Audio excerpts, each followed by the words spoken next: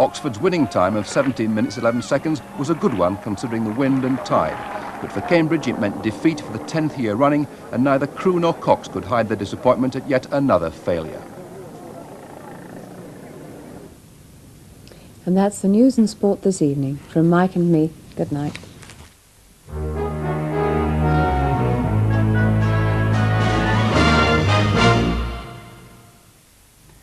Tomorrow on BBC One, John Humphrys presents a special film report with some new and moving pictures of the desperate scenes in the famine areas of Ethiopia, Sudan and Chad, from where he's just returned. That's The Empty Bowl, tomorrow afternoon at 1:05. Good evening to you. It's just as well the boat race was today and not tomorrow, because tomorrow is going to turn out to be a very different day indeed.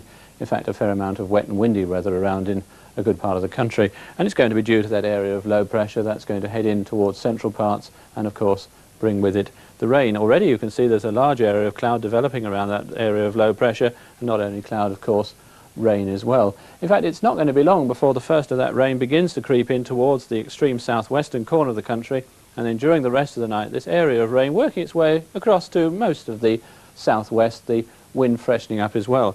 And then during tomorrow the area of low pressure itself following, tracking across the middle of the country, bringing rain to all but central and northern areas of Scotland. However, as far as tonight's concerned, first of all, 1 or 2 showers still left around, the odd heavy one, but they are a dying breed now, and it's not going to be long before most places settle into a dry but rather misty night.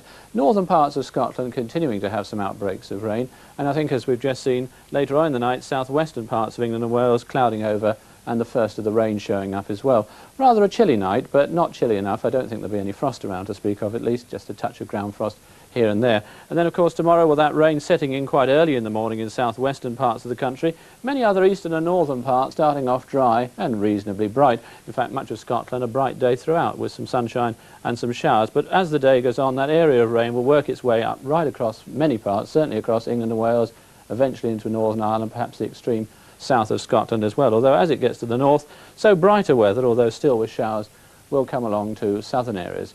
Now in the south it's going to end up a very windy day. Temperatures in the south fairly respectable, around 12 or 13 Celsius, but quite cold in northeast England and eastern Scotland especially. And then the outlook for Bank Holiday Monday is more unsettled weather, I'm afraid. A bright day, but a very breezy day. There'll be some sunshine, but once again a fair number of showers, and often those showers on the heavy side. Well, that's all for now, except to wish you all a very good evening. A play for Easter Day on BBC One.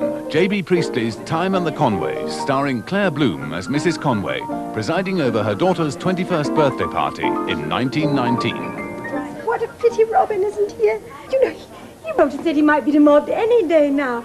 Seems such a pity just to miss your party. Robin loves parties. He's like me. Your father never cared for them much. Always just in the middle, when everything was getting going, he'd take me into a corner and ask me how long people were going to stay just when they were beginning to enjoy themselves. I never could understand that. I can. I've often felt like that. But why, dear, why? If you're having a party, you're having a party. Well, it isn't that, but you feel quite suddenly that it isn't real enough. And you want something to be real. But a presentiment of the future affords a bleak view of the interaction between time and the Conways. A play for Easter Day at 9 o'clock on BBC One. At 10:30 tonight, Match of the Day features league soccer action between Everton and Sunderland and Portsmouth against Brighton. Now on One, the British television debut of Mel Brooks' famous spoof western, in which he stars with Gene Wilder, Cleven Little and Madeline Kahn. Blazing Saddles.